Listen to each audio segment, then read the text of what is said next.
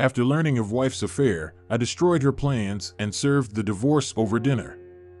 After 15 years of marriage, one might believe they truly know their partner. I had been quite confident in my understanding of my wife, Laura.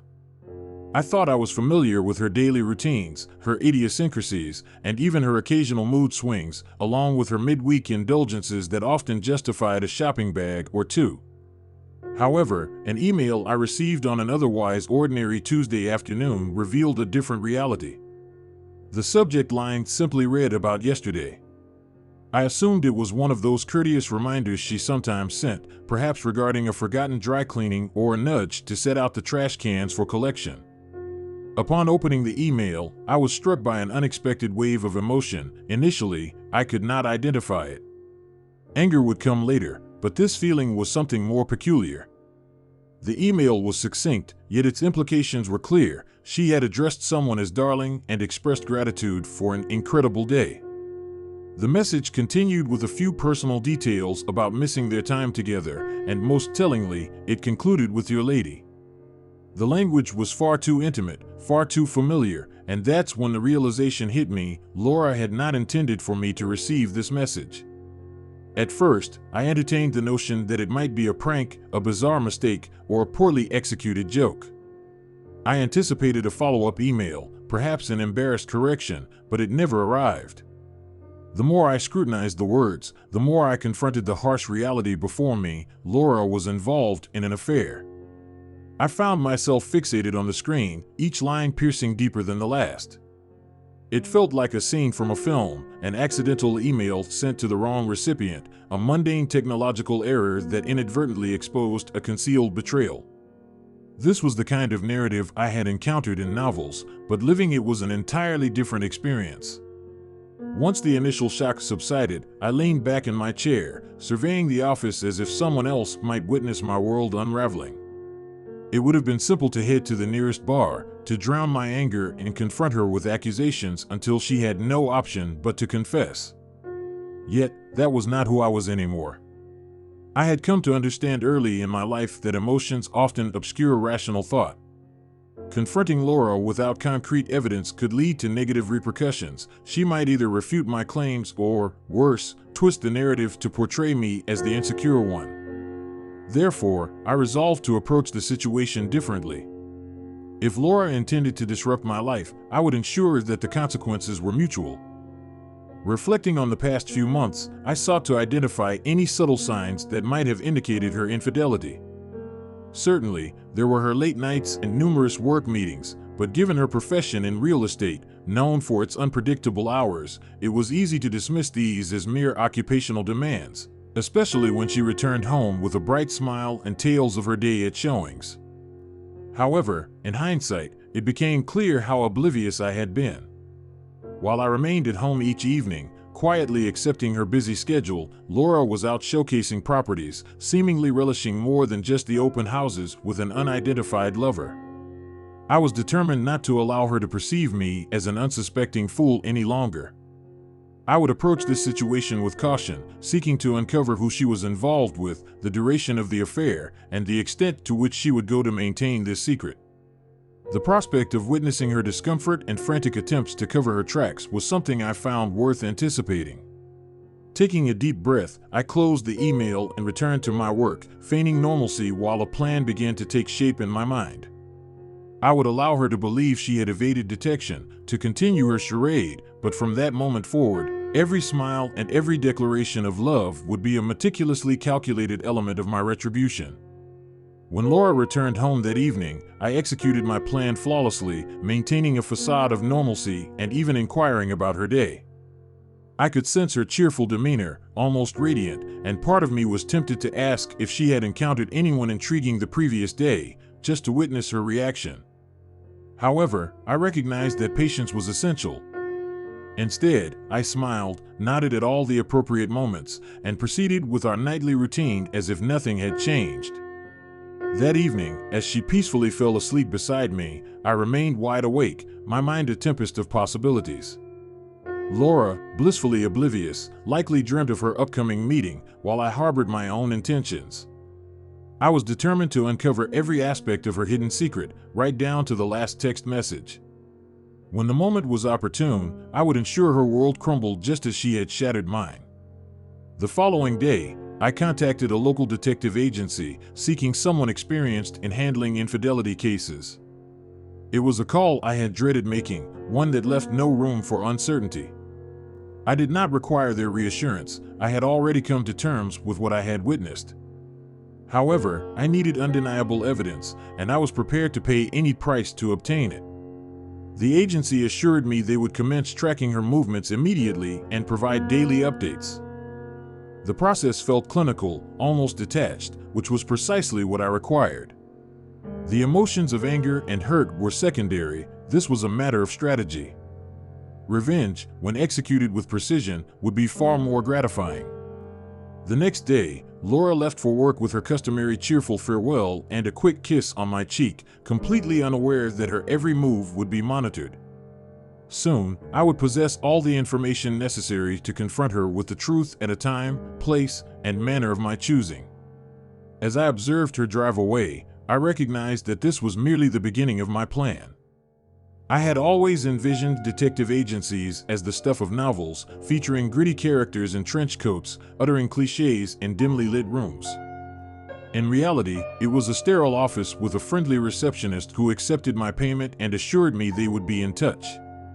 There was none of the drama I had anticipated, but their promise of thoroughness was sufficient for my needs. The subsequent days passed in silence. To an outside observer, nothing had changed. I went to work, returned home, exchanged pleasantries with Laura, and endured her usual recounting of her exhausting day at the office. I found it challenging to suppress my laughter whenever she brought up meetings or clients, especially when she seemed fatigued. I reasoned that her exhaustion likely did not stem from showing houses. Eventually, I received the initial report from the detective, revealing that they had tracked her to a modest motel on the outskirts of town. She had checked in using her maiden name, which struck me with a surge of anger. She wasn't even using our last name. Then came the revelation that truly pierced my heart. She had not gone there alone.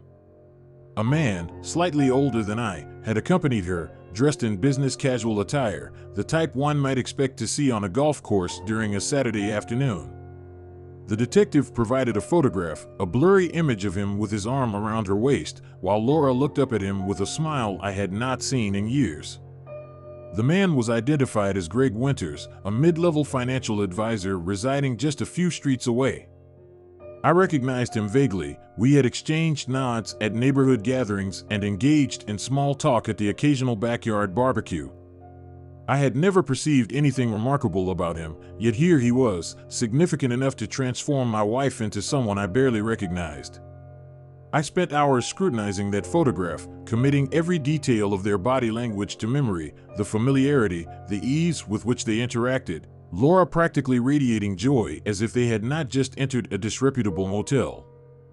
I was torn between feelings of disgust, betrayal, and sheer foolishness. She had been conducting an affair practically in our own backyard, and I had been oblivious. I contacted the detective once more and, without hesitation, requested further information. I wanted to uncover everything: the duration of this affair, their meeting places, and how many client dinners had actually been covert meetings with Greg. The detective hesitated, suggesting that we had sufficient information, but I insisted, emphasizing my desire for every minute detail, no matter how trivial. I needed to grasp the entire situation, and the subsequent days proved to be revealing. Each night, I received updates that felt like a punch to the gut. For them, it had become a routine. The detective informed me that they met almost every Wednesday, slipping away from their homes to various locations, a park in a nearby town, a secluded beachside cafe, and most predictably, the shabby motel by the airport. It was as if they had created an entirely separate world, a parallel universe that existed just outside my own. To exacerbate my pain, they had developed a specific routine, seemingly perfected over months. I came across photographs of them laughing, walking hand in hand, their heads leaning close together.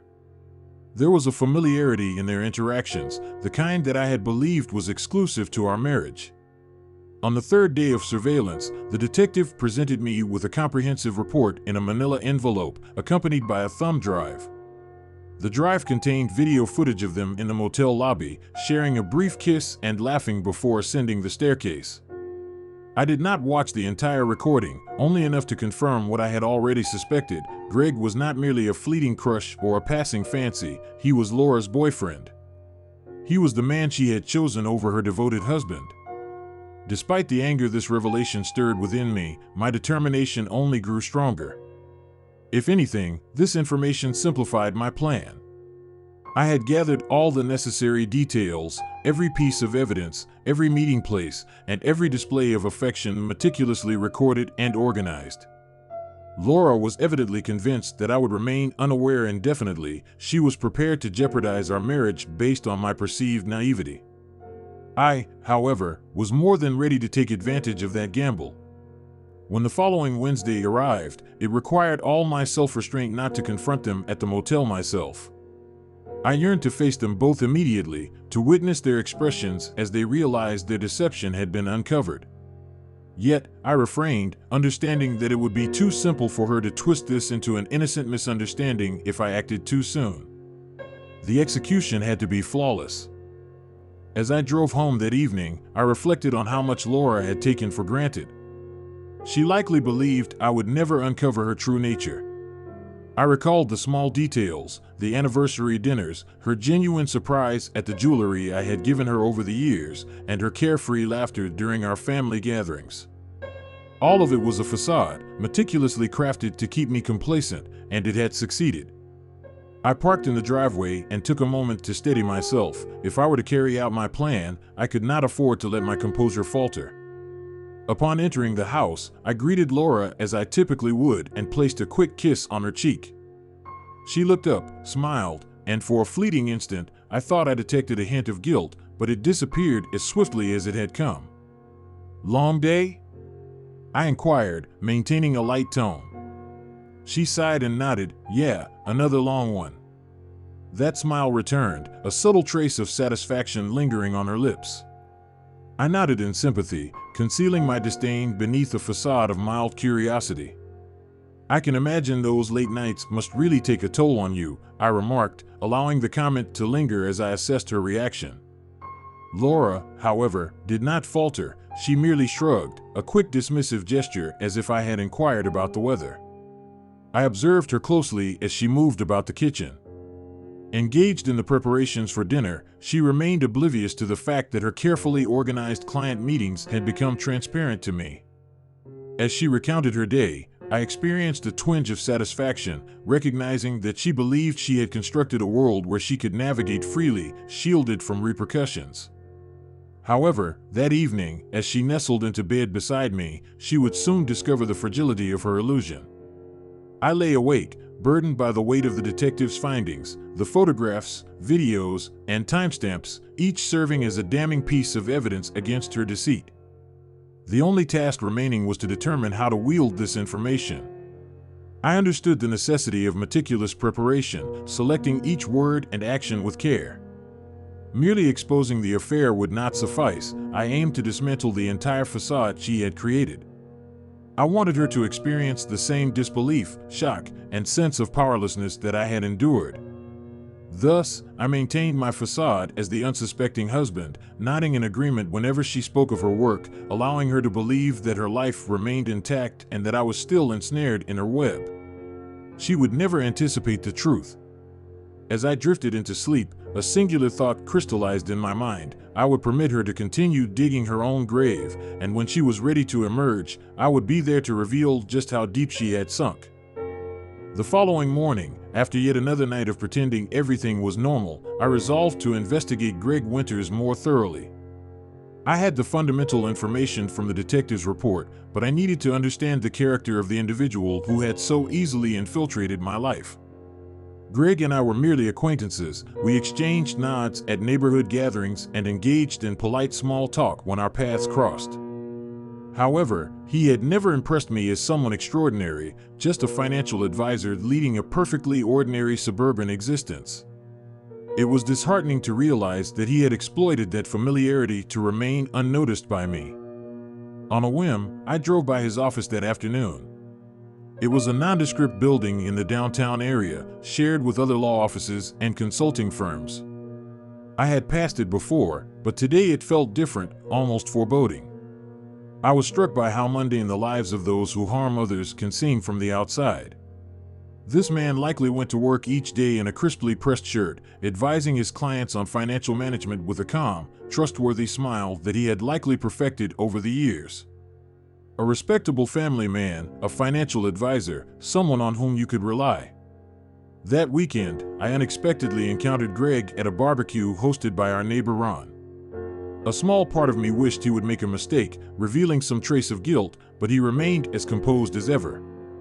We exchanged pleasantries, discussing yard maintenance and the neighborhood watch, all while Laura moved about nearby, completely unaware.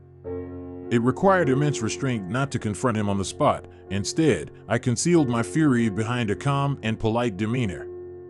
"I heard your wife is in real estate," he remarked casually, taking a sip of his beer. "Laura has always been friendly with my wife, Patty. It's nice that they have each other." I nodded, forcing a smile while gritting my teeth. "Yes, Laura keeps quite busy with long hours. I can hardly keep up." Greg nodded in sympathy, likely thinking he was safe right there, with our wives just a few yards away. It was almost laughable. "Perhaps we should organize a poker night sometime," he suggested, completely unaware that I knew he had been gambling with my marriage for months. The mere invitation made me want to laugh, but I maintained my composure and replied, "Sure, Greg, let's arrange it soon. I'll bring the drinks." If I had my way, he would soon be drinking to forget. Later that evening, back at home, I began to piece together my plan. Simply confronting Laura with the evidence would not suffice. That would merely provide her with an opportunity to devise excuses, apologies, and pleas for forgiveness. No, I wanted her to fully grasp the gravity of her actions, and not just in private. I intended for every aspect of her betrayal to haunt her in ways from which she could not escape. I positioned myself at the dining table, jotting down notes on a yellow legal pad. The first step was clear. I needed to create a rift between her and Greg, but this had to be executed discreetly to avoid raising suspicions. I concluded that the key was to instill doubts in Laura regarding Greg's dependability and worth, thereby eroding the idealized image she had constructed of him. The more uncertainties I could introduce, the simpler it would be to dismantle whatever illusion they believed they had. The following Wednesday, I found myself seated by the window at home, sipping coffee while awaiting Laura's departure for work. She exited around noon, adorned in her favorite black skirt and blouse, looking more polished than usual. It was somewhat ironic that she took such care to present herself for someone who would never see her in daylight. Once she left, I contacted the detective to request another round of surveillance to verify their whereabouts. The detective, understanding my intentions by this point, did not need to ask any questions. Later that afternoon, I received confirmation that Greg and Laura were once again at the motel, likely indulging in another blissful, guilt-free afternoon together. I drove to the location, parking a few blocks away. Their vehicles were parked side by side in the lot. I approached Laura's car, crouching beside the front tire, and used a small valve tool to release the air, listening to the soft hiss as her escape plan deflated. After completing the task, I calmly returned to my car and drove away without a second glance. As I waited at home, I pondered how long it would take for her to realize she was stranded. Would she call Greg for assistance, or would she turn to her dependable husband? Sure enough, about an hour later, my phone buzzed, and Laura's voice came through, breathless with what I presumed was a mix of exertion and frustration. "Jack, I am grateful for your assistance. My car has a flat tire." I maintained a light tone, suppressing a smirk. Her silence on the other end of the call conveyed much. "I'm near the airport," she responded awkwardly. I had a showing nearby. I ensured she could detect the skepticism in my voice as I replied, "Right. Don't worry, I'll be there in 20 minutes, I assured her. Upon my arrival, I noticed the surprise and anxiety reflected in her eyes. She likely hadn't anticipated my actual presence. To be fair, I doubt she expected me to be as meticulous as I was. I took my time changing the tire, deliberately prolonging the process to ensure it was secure, explaining each step in detail. By the time I completed the task, Greg had probably already departed, and Laura was anxiously glancing at her watch. "All done," I announced, wiping my hands and offering her a reassuring smile. "You're good to go." "Thank you, Jack," she replied, attempting to keep her voice steady, though I could sense the underlying tension. She avoided my gaze, nervously fiddling with her keys. "No problem," I responded, relieved that I was nearby to assist. "What a coincidence, right?"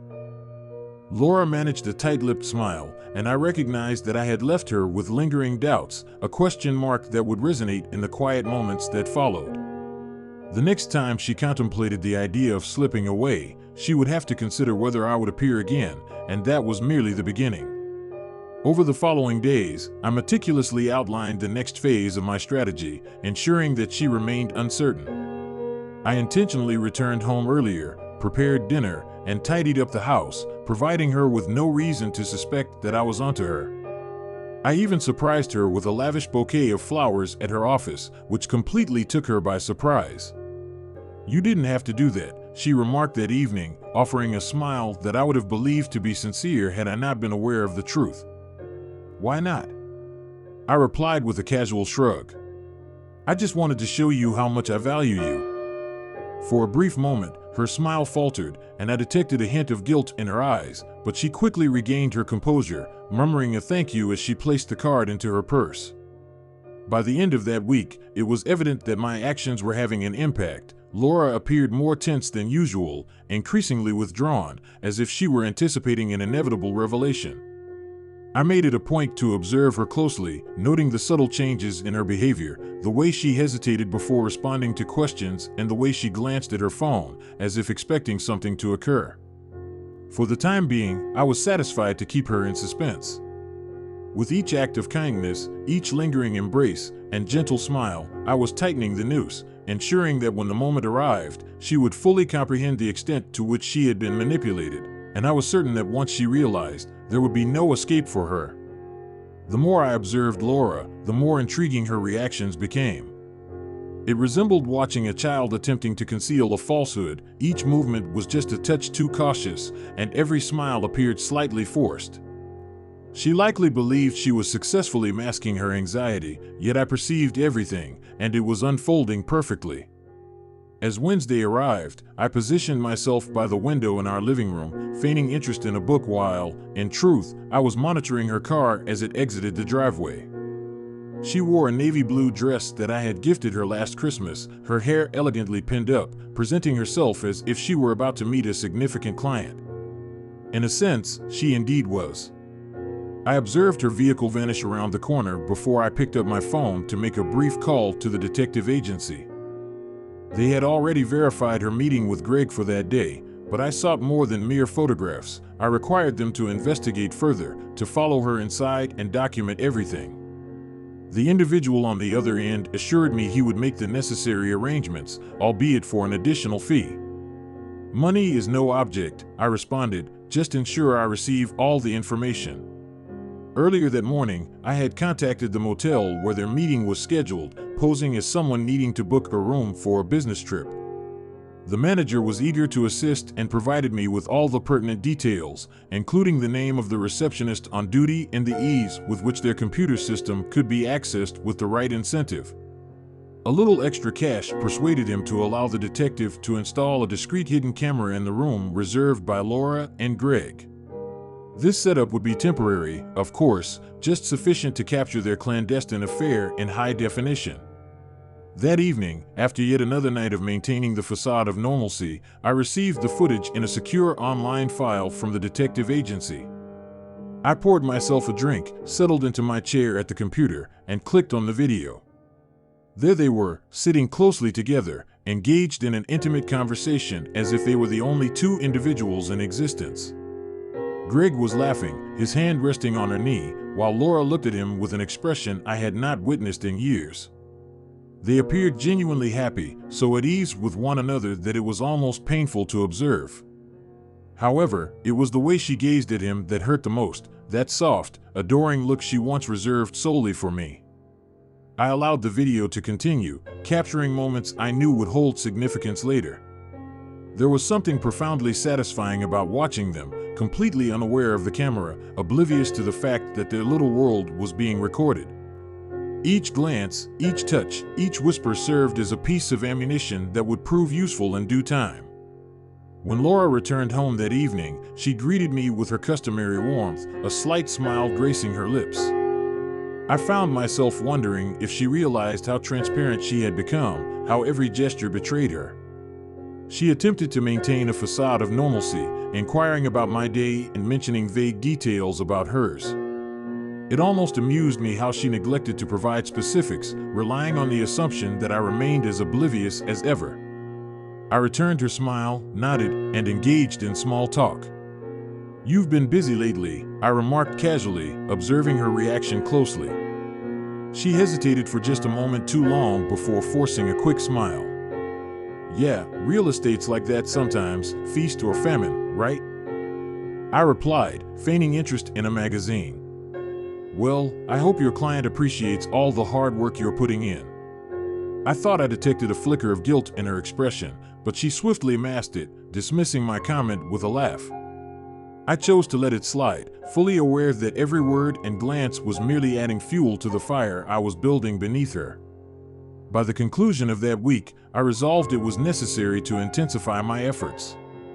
I aimed to create a rift between her and EGO, illustrating that her seemingly flawless fantasy was beginning to unravel. I could perceive her growing discomfort in my presence. She appeared restless and distracted, likely contemplating whether she had overstepped her bounds. This tension presented an ideal opportunity for my next maneuver.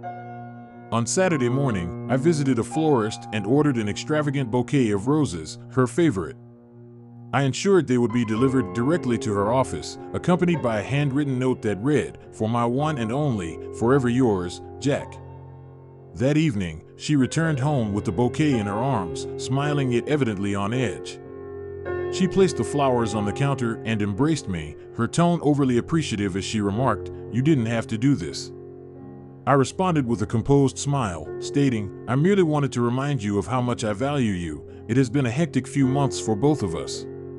She gazed at me for a moment longer than necessary, as if searching my expression for something. Perhaps she was questioning whether I was aware of her situation or feeling a hint of guilt. Regardless, her reaction was worth every penny spent. As the days progressed, I observed her checking her phone with increasing frequency, texting with a slight frown, indicating that something was troubling her. It wasn't long before I intercepted a message exchanged between her and Greg. My strategy of using flowers and affection had successfully infiltrated their relationship, revealing fractures in her seemingly perfect affair. She texted him, "Can't talk much, Jack's being really attentive. I might have to lay low for a while." Greg's response was a disgruntled reply, clearly irritated by the disruption. I couldn't suppress a sense of smug satisfaction. I allowed him to remain in his own thoughts, believing this was merely the beginning of the situation, yet I was far from finished. On Wednesday, I took the initiative to cancel the motel reservation that had been arranged. I called under Greg's name, requesting the release of the room due to an emergency, and then calmly ended the call. When Wednesday arrived, Laura left for her usual showing, and I observed her departure, fully aware of her destination and the surprise that awaited her upon discovering there was no room reserved. I envisioned her expression, the irritation, and the mental gymnastics she would have to perform, perhaps questioning whether Greg had made an error. That evening, Laura returned home in a noticeably foul mood, her usual cheer absent.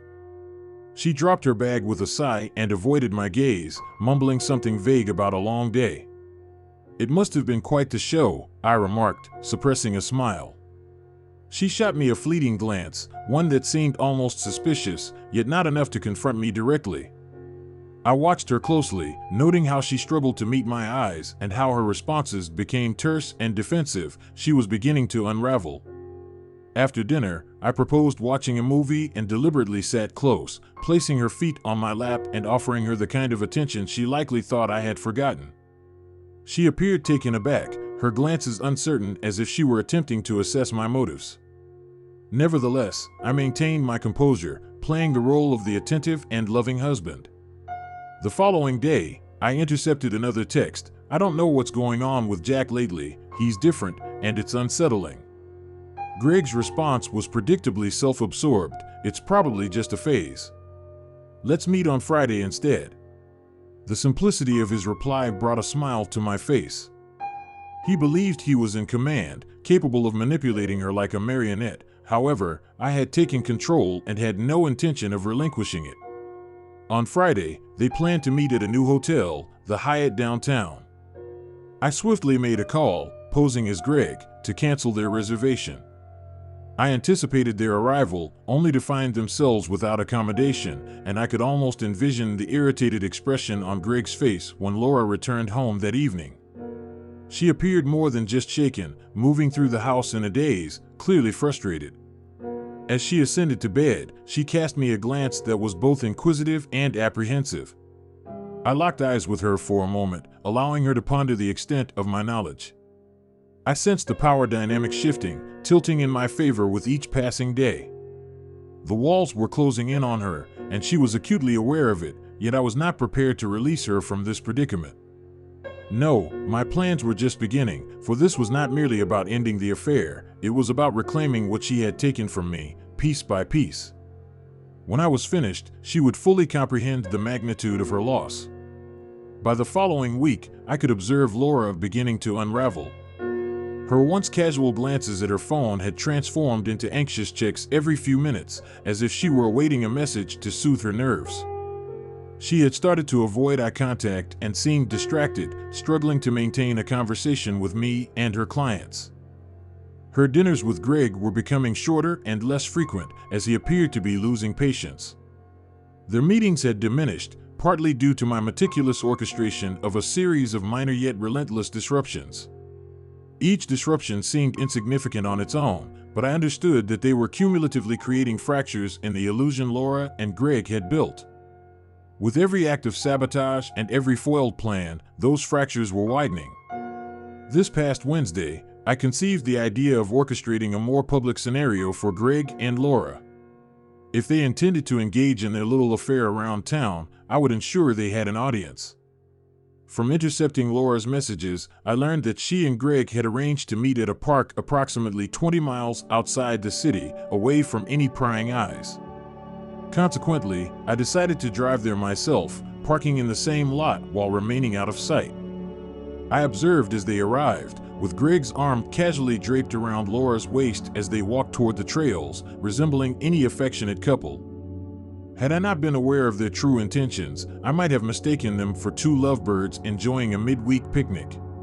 Once they ventured down the trail, I approached Greg's vehicle and discreetly placed several sticky notes on his windows, each inscribed with the message, "Someone is watching you." This subtle gesture was designed to strike a chord. Upon their return, he would have to remove each note, instilling a sense of paranoia that their clandestine activities were not as private as they believed. That evening, I intercepted a message from Greg to Laura expressing concern about the risks involved, suggesting they exercise greater caution. Laura's reply was filled with desperation, even bordering on pitiful, as she pleaded, "Please don't say that, I don't want to stop seeing you." It was gratifying to witness her anxiety, fully aware that she was grappling with the consequences of my actions. I could almost sense the fear emanating from their texts as they scrambled to devise a plan to continue their affair. However, my intentions were far from complete. This was merely the beginning of their unraveling.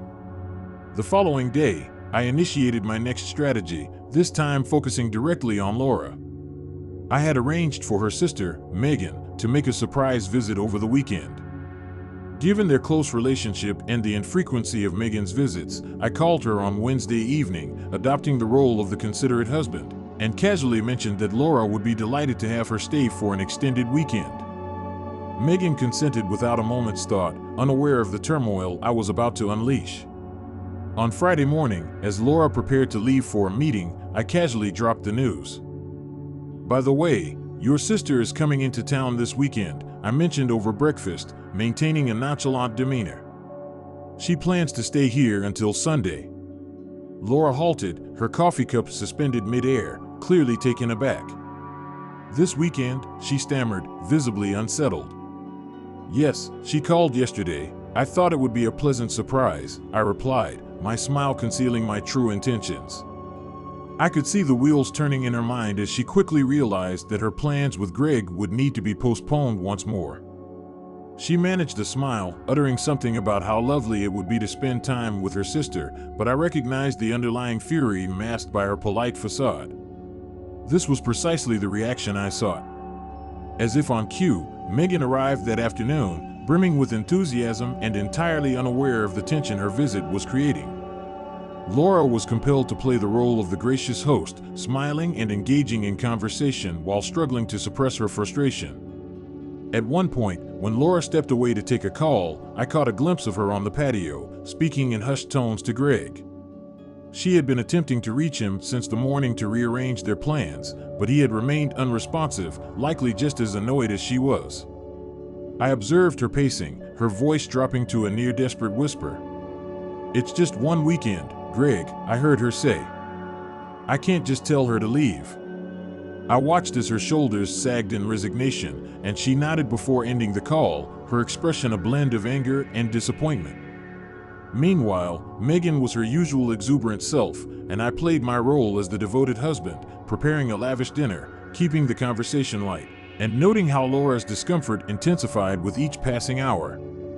It was evident that she could not relax, her mind preoccupied with the disintegration of her plans right before her eyes. The following morning, I decided to escalate my efforts.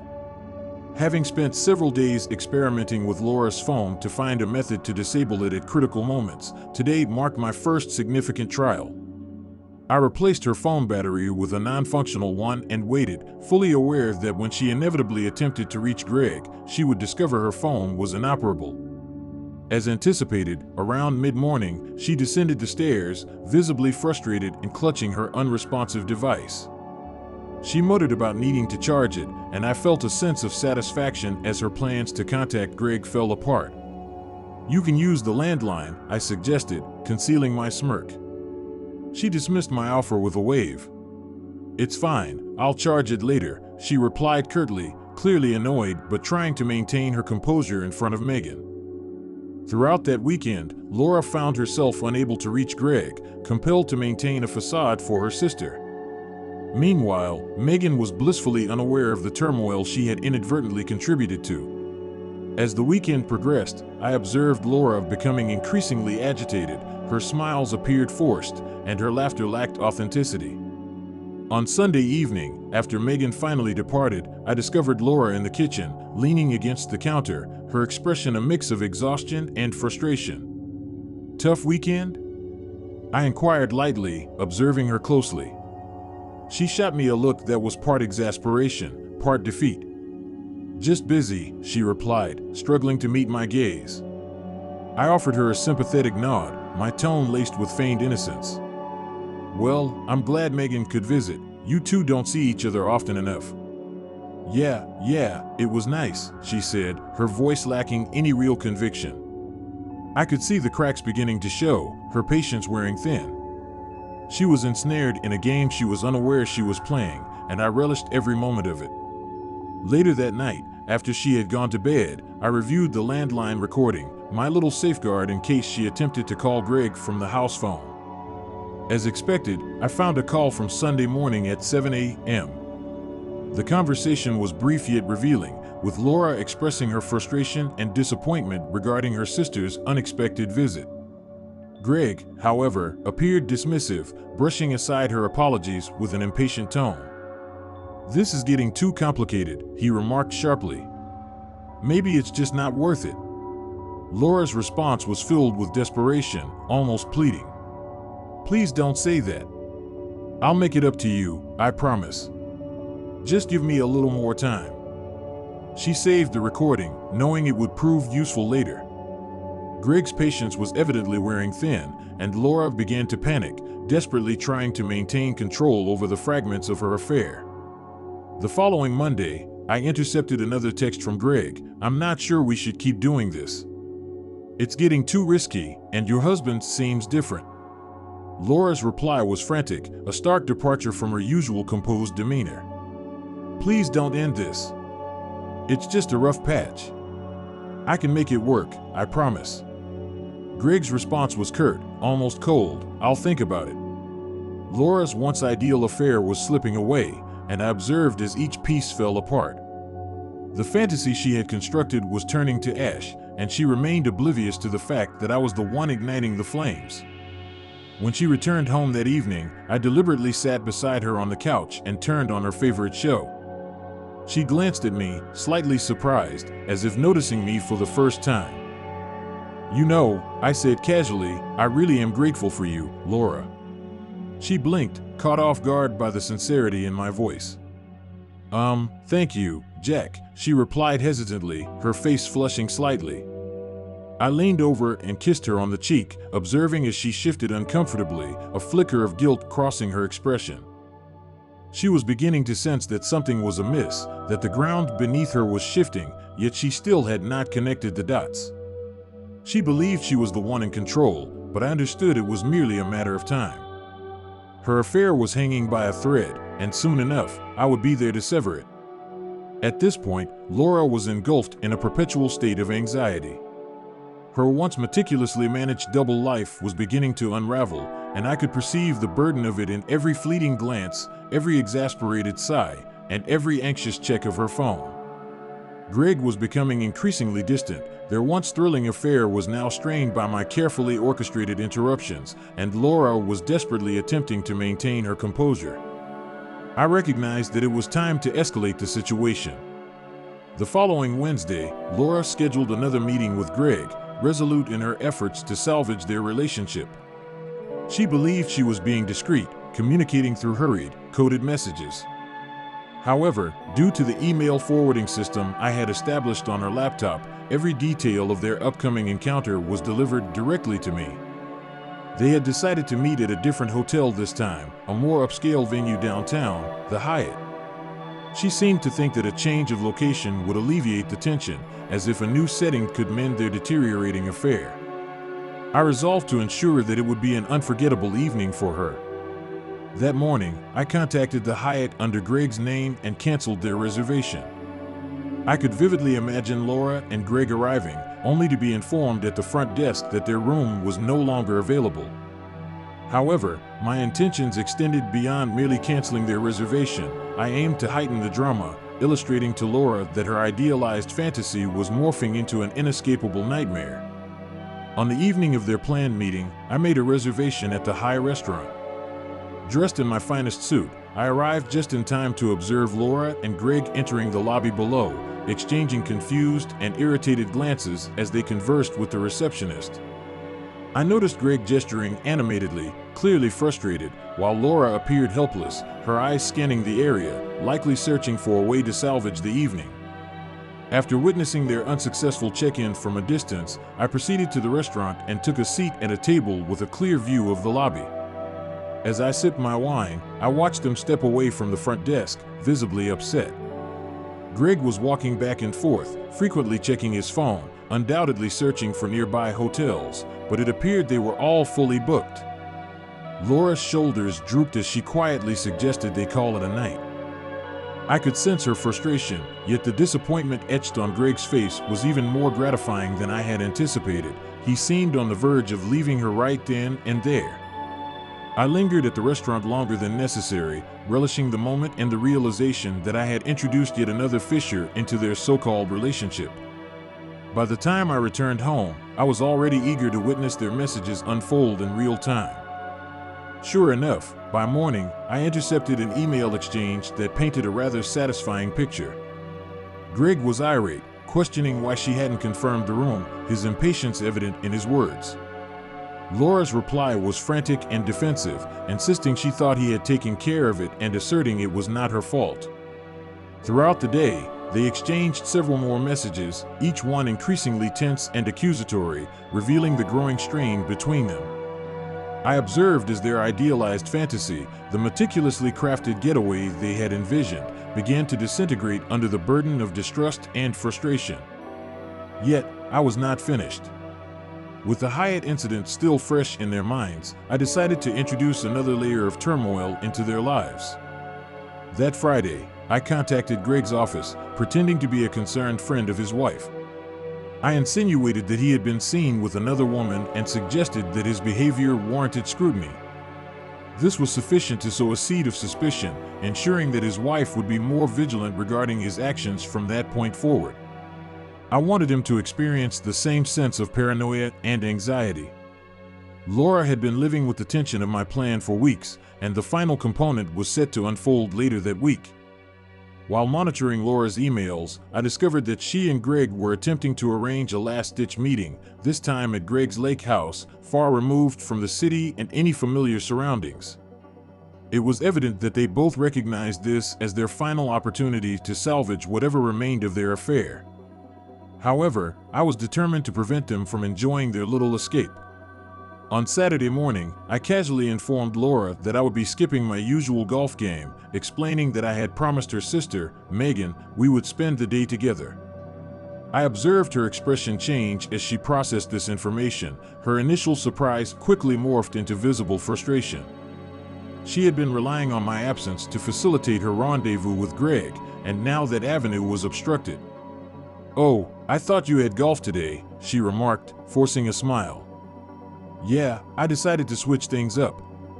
Besides, Megan was looking forward to seeing us," I replied, feigning nonchalance while noting her clenched jaw and the strained smile she attempted to maintain. Just as Laura began to search for a new excuse, the doorbell rang. Megan had arrived. As Laura welcomed her, I could see the suppressed irritation in her eyes. She was compelled to play the hostess for her sister while I maintained the role of the dutiful husband, perfectly composed and in control. After breakfast, I took Megan aside and proposed a visit to a nearby vineyard, which thrilled her. Laura had no choice but to comply, her opportunity with Greg slipping further away. As we wandered through the vineyard, Laura fell silent, her phone stowed away as she endeavored to maintain appearances. It was clear she was seething internally, frustrated by yet another thwarted plan. Meanwhile, Megan remained blissfully unaware, chatting about work, her recent vacation, and how fortunate Laura was to have such a kind and thoughtful husband. I noticed a flicker of guilt cross Laura's face at Megan's comment. Her gaze was cast downward, deliberately avoiding both of our eyes, and I could sense the burden she carried. The delicate facade she had constructed was unraveling with each moment she remained distant from Greg. However, the true revelation came that night when I reviewed the landline recording once more. There it was, a call from Laura to Greg, her voice strained as she apologized yet again for the misunderstanding. "I don't know what's happening," she murmured into the phone. "Jack has just been different lately. It feels like he's watching me." Greg's reply was dismissive, urging her to remain composed. "You're being paranoid, Laura. Just keep it together, all right?" Their conversation escalated into a tense argument, both voices weary and fraught with frustration. Greg's impatience with the constant rescheduling was evident, while Laura appeared on the verge of a breakdown. Their once enchanting fantasy had transformed into a burden, a ticking time bomb poised to detonate. The following day, I received a final email from Greg, clear, decisive, and damning. "Laura, this isn't working. I think it's best we create some distance. This situation has become overwhelming." In an instant, the illusion crumbled. Laura's clandestine affair, the life she had meticulously concealed, was reduced to a series of emails, a canceled hotel reservation, and a stark dismissal. I observed her expression fall as she read Greg's message, the weight of her loss settling heavily upon her. That evening, she sat silently on the couch, her gaze vacant and her demeanor hollow. I joined her, feigning ignorance to her sorrow, pretending to be the supportive, loving husband she had chosen to betray. "Are you all right?" I inquired gently, masking my true feelings. She nodded, forcing a smile. "Yeah, just a rough day." I nodded in response, and she leaned into my shoulder, seeking comfort she no longer deserved. Yet, I did not mind. It was precisely where I wanted her, alone, vulnerable, and acutely aware of what she had sacrificed. I sat beside her, a small, satisfied smile gracing my lips as I held her close, fully aware that everything was falling into place. The sense of fulfillment I experienced as I observed Laura disintegrate in silence was profound. Every element was precisely aligned, leaving her to grasp the remnants of a relationship she had believed to be invulnerable. For weeks, I had meticulously constructed each layer, watching her world sway and falter. With Greg no longer in the picture, she found herself with no escape route. However, my intentions were far from complete. If anything, I was merely beginning. While Greg's final correspondence may have concluded her affair, it was time to unveil the truth, ensuring she comprehended the extent of her betrayal. That weekend, I devoted myself to careful preparations, orchestrating the final phase of my scheme. I envisioned the confrontation as a gradual build-up, a moment she would never forget. Thus, I made a reservation at an upscale restaurant she had always cherished, a venue we had not frequented in years. I was aware that this would catch her off guard. Laura was already on shaky ground, her usual vibrancy diminished. An elegant evening out would thrust her into an emotional labyrinth, and I would be there to trigger every response. On Monday morning, I arranged for the delivery of 2 pristine white envelopes, one addressed to Greg's wife, Patty, and the other to Laura's sister, Megan. Each envelope contained copies of the detective's photographs, intercepted messages, and a note that outlined the affair with a chilling clarity that left no room for misinterpretation. I aimed for everyone close to Laura to be informed of the truth. If she believed she had successfully concealed her actions, she was about to discover just how mistaken she was. That evening, I assumed the role of the devoted husband, returning home early with flowers and surprising her with the dinner reservation. Laura regarded me with a blend of astonishment and skepticism, as if questioning whether this was some sort of test. Nevertheless, she did not object. She donned a dress she had not worn in years, applied her makeup with care, and offered me a strained, uncertain smile that resembled more of a facade than a genuine expression. During the drive, I maintained a lighthearted conversation, inquiring about her day and engaging in casual banter, as if it were an ordinary evening. I wished for her to entertain the thought, even if just for a fleeting moment, that she had managed to escape, that perhaps life could revert to its former state. I wanted her to cling to that illusion for a few more minutes. Upon our arrival at the restaurant, I had arranged for us to be seated in a secluded booth by the window, where the city lights sparkled outside, casting reflections on the glass and silverware. Laura remained quiet, her gaze wandering anxiously, as if she anticipated some significant revelation. I observed her, relishing the tension in the air, before pouring us each a glass of wine. "I have missed evenings like this," I remarked, leaning back in a relaxed manner. "It has been quite some time since we truly went out." She nodded, offering a small, tight-lipped smile. "Yes, it's nice, really nice." I could perceive the uncertainty in her eyes, the way she seemed to struggle with each word. She was making a concerted effort to unwind, yet the expression on her face indicated that she could not dispel the sense that something was amiss. After we placed our orders, I observed her intently, savoring every hint of discomfort that flickered across her features. By the time our entrees arrived, she was glancing at her phone, as if hoping for an interruption that would provide her an escape. Nevertheless, I maintained the flow of conversation, inquiring about her recent work projects and sharing amusing anecdotes about our neighbors. Each question was designed to engage her, to create a sense of normalcy. Finally, as dessert was served, I leaned in, locking my gaze with hers. "Laura," I said softly, setting my wine glass down, "there is something I wish to discuss with you." Her complexion drained of color, and she forced a smile, clearly uneasy. "Oh, what is it?" I took a deep breath, holding her gaze and allowing the silence to envelop us. "You know," I began, "I have been reflecting a great deal on us lately, on how much I value everything we have shared." She swallowed hard, her eyes darting to the side. I raised my hand to halt her, reassuring her, "It's all right, Laura, you need not say anything. Over the past few months, I have observed you closely and have come to understand many things." I reached into my pocket and retrieved a small envelope, sliding it across the table toward her. She gazed at it, her expression a blend of confusion and fear. "What is this?" she asked. "Go ahead," I replied calmly, watching her as she opened it. Inside, she discovered the photographs, the ones from the detective, each serving as a fragment of the puzzle she believed she had concealed so effectively. The images depicted her with Greg at the motel, in the park, and in the parking lot, laughing and smiling as if they were the only two in the world. Her hand shook as she held the photos, her complexion draining of color, her mouth parting in a silent gasp. "Jack, I leaned back, maintaining a neutral expression. "I know, Laura. I am aware of everything, the lies, the meetings, the late nights. I know it all." Tears welled in her eyes as she reached across the table, attempting to grasp my hand. "Please, let me explain." I withdrew my hand, my voice icy. "What is there to explain, Laura? You had a choice, and you made it. You chose him.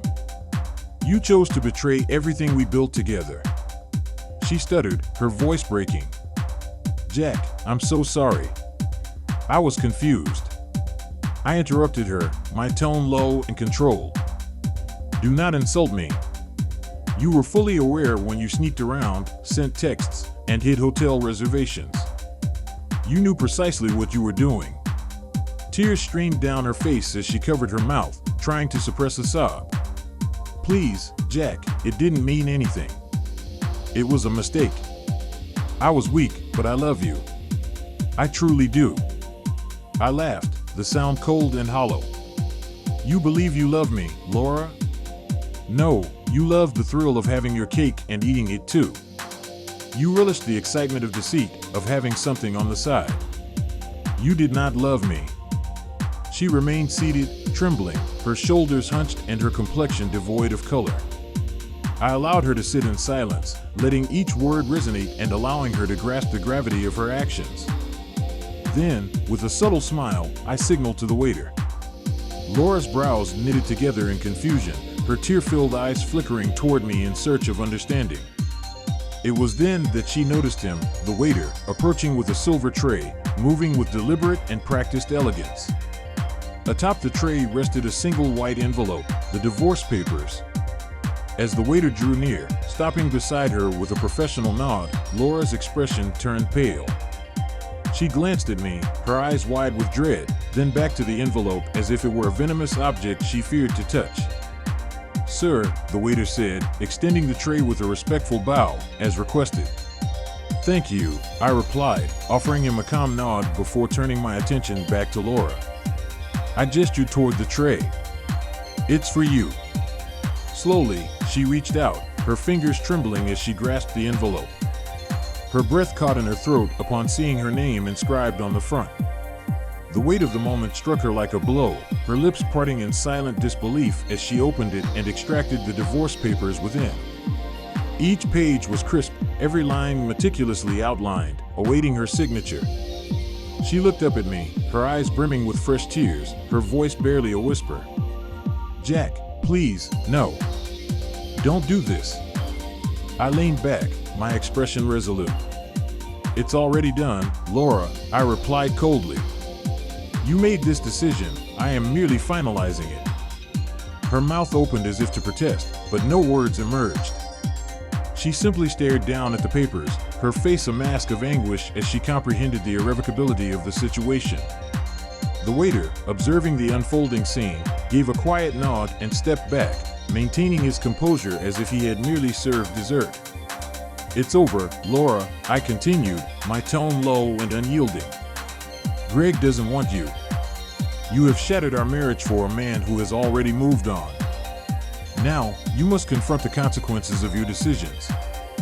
She completely broke down, her shoulders trembling as her quiet sobs echoed her despair, struggling to maintain her composure while clutching the documents. In that once beloved elegant restaurant, she found herself ensnared, her shame and regret laid bare for all to witness.